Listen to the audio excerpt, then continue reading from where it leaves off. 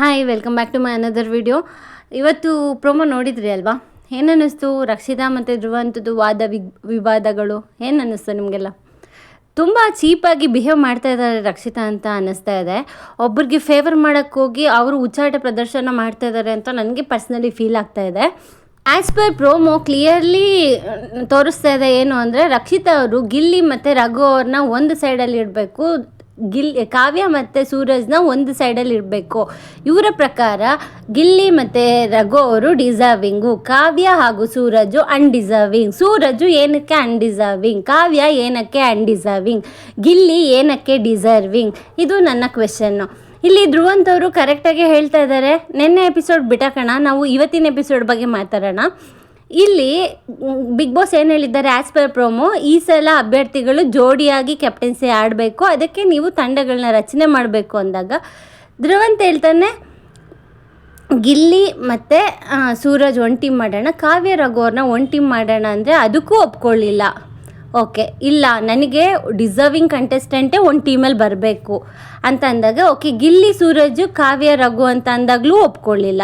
ನನಗೆ ಡಿಸರ್ವಿಂಗ್ ಅವರು ಒಂದು ಕಡೆ ಇರಬೇಕು, ಅನ್ಡಿಸರ್ವಿಂಗ್ ಒಂದು ಕಡೆ. ಇಲ್ಲಿ ರಕ್ಷಿತಾ ಡಿಸರ್ವಿಂಗ್ ಇದ್ದಾರೆ ಇಲ್ಲ ಅಂತ ಹೇಗೆ ಹೇಳ್ತಾ ಇದ್ದಾರೆ ನಂಗೆ ಅರ್ಥ ಆಗ್ತಾ ಇಲ್ಲ. ಅಲ್ಲಿ ಎಲ್ಲರೂ ಗೇಮ್ ಆಡೋಕ್ಕೆ ಹೋಗಿದ್ದಾರೆ, ಅವರ ವ್ಯಕ್ತಿತ್ವ ಪ್ರದರ್ಶನ ಮಾಡೋಕ್ಕೆ ಹೋಗಿದ್ದಾರೆ. ಗೇಮ್ ಒಂದೇ ಅಲ್ಲಿ ಮ್ಯಾಟ್ರ್ ಆಗಲ್ಲ. ಬಿಗ್ ಬಾಸ್ ಮನೆಯಲ್ಲಿ ಬರೀ ಗೇಮ್ ಒಂದೇ ಮ್ಯಾಟರ್ ಆಗೋದಿಲ್ಲ. ನಿನ್ನ ಸ್ವಭಾವ, ನಿನ್ನ ವ್ಯಕ್ತಿತ್ವ, ನೀನು ಯಾವ ಸಿಚುವೇಶನಲ್ಲಿ ನಿನ್ನ ಬಿಹೇವಿಯರ್ ಹೇಗಿದೆ, ಯಾವ ಥರ ನೀನು ರಿಯಾಕ್ಟ್ ಮಾಡ್ತಾ ಇದೆಯಾ, ಅದು ಮ್ಯಾಟ್ರ್ ಆಗುತ್ತೆ.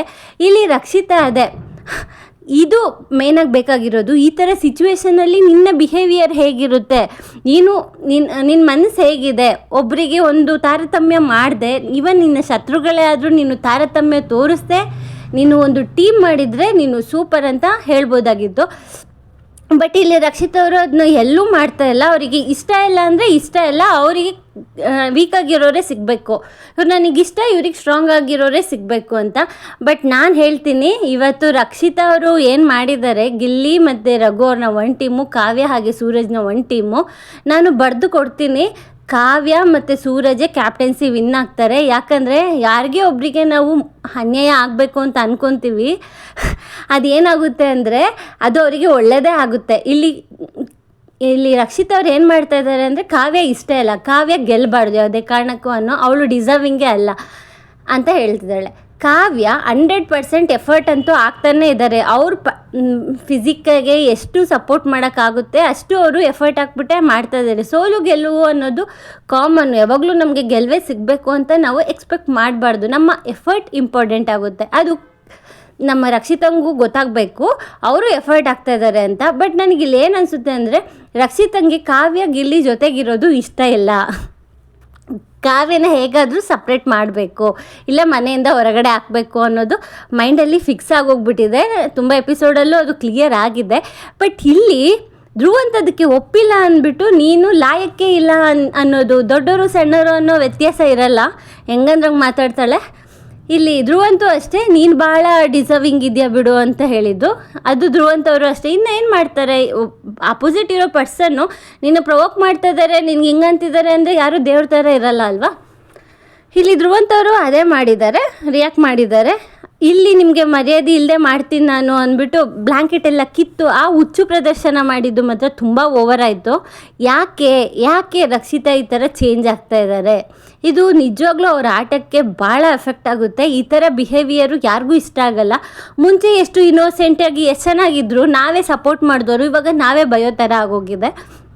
ಇದೇನೋ ಸುದೀಪ್ ಸರು ನಿಜವಾಗ್ಲೂ ಮಾತಾಡಬೇಕು. ಇಲ್ಲ ಇವರು ಹಿಂಗೆ ಆಡ್ಕೊಂಡು ಇವ್ರ ಆಟನ ಇವ್ರು ಕೇಳಿಸ್ಕೊತಾರೆ ಅಂತ ನನಗೆ ಅನ್ನಿಸ್ತಾ ಇದೆ. ನಿಮಗೆಲ್ಲ ಏನು ಅನ್ನಿಸ್ತಾ ಇದೆ? ಇದು ಮಾತ್ರ ಫ್ಯಾಕ್ಟು. ರಕ್ಷಿತಂದು ಪರ ಮಾತಾಡೋ ಎಲ್ಲರೂ ಬಂದುಬಿಟ್ಟು ಗಿಲ್ಲಿಗೆ ಸಪೋರ್ಟ್ ಮಾಡಿದ್ದು, ಅದಕ್ಕೆ ಅವಳು ಕರೆಕ್ಟಾಗಿ ಮಾಡಿದ್ರು ಅಂದರೆ ಅದು ತಪ್ಪಾಗುತ್ತೆ. ಇವನ್ ಕಾವ್ಯ ಏನು ಮಾಡ್ತಿಲ್ಲ ಅಂದರೆ ಗಿಲ್ಲಿನೂ ಏನೂ ಮಾಡ್ತಿಲ್ಲ, ಬರೀ ಮಾತೇ ಆಡ್ತಿದ್ದಾರೆ. ಗಿಲ್ಲಿ ಇವನ್ ಕೆಲಸನೂ ಮಾಡ್ತಿಲ್ಲ, ಹೇಳಿದ ಕೆಲಸನೂ ಮಾಡಲ್ಲ, ಕ್ಯಾಪ್ಟನ್ ಹೇಳಿದ್ದು ಮಾಡಲ್ಲ. ಹಂಗಂದ್ರೆ ಗಿಲ್ಲಿ ಡಿಸರ್ವ್ ಅಂದಮೇಲೆ ಕಾವ್ಯನೂ ಆಬ್ವಿಯಸ್ಲಿ ಡಿಸರ್ವ್ ಆಗಲೇಬೇಕಲ್ಲ. ಯಾಕಂದರೆ ಕಾವ್ಯಂಗೆ ಒಪ್ಸಿರೋ ಕೆಲಸ ಎಲ್ಲ ಕಾವ್ಯ ಮಾಡ್ತಾ ಇದ್ದಾಳೆ.